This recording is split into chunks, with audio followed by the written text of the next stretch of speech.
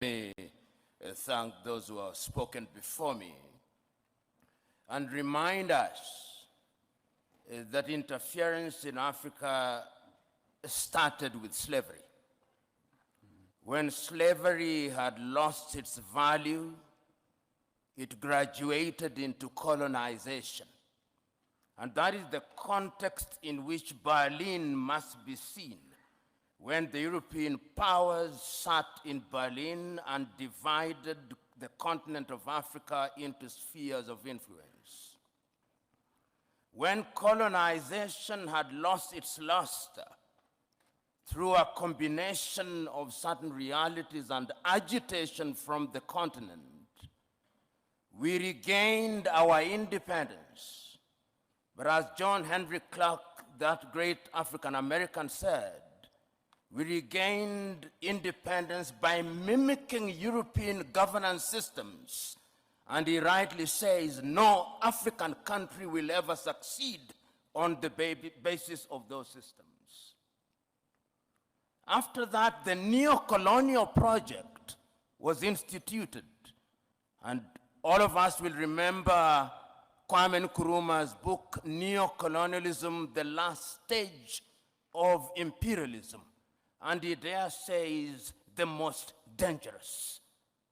We are now in a neo-colonial stage when the European powers are at their most diabolical,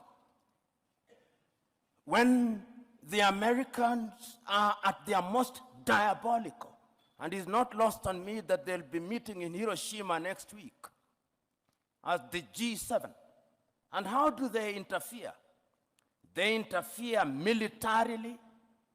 They ensure that you in the military are trained in Sandhurst, are trained in West Point, so they affect your mind. They interfere diplomatically, sometimes through gunboat diplomacy. And that is why you see sometimes your typical European ambassador treats our heads of states in a condescending manner. They interfere through institutions such as the IMF and the World Bank. They interfere by ensuring that our economic infrastructure is beholden to theirs through dollarization. They interfere through education. They interfere by influencing our processes, by lending us advisors who tell us what to do. The neo-colonial project is alive and well, and it is at its most dangerous, and we Africans must smell the coffee. If we don't, they are going to continue to interfere. How else do they interfere? Through NGOs, Danida, CEDA, UK Aid, USAID. These are Trojan horses that are introduced into our countries for the purpose of influencing our processes. And they infiltrate our institutions. Right now, if you look at the African Development Bank, look at the shareholding. It's Americans, it's Germans, it's Japanese, it's the French. And the Europeans have done their bit. They also interfere through post-colonial institutions, the Commonwealth of independent nations. They are not sovereign states, former French-speaking nations. These are the instruments that they interfere through. And how do we then deal with this situation?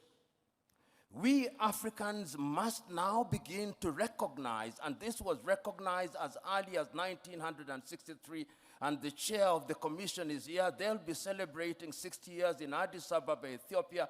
And 60 years ago, on the 24th day of May, Kwame Nkrumah warned us. He said, if we are not united, they are going to interfere with us militarily.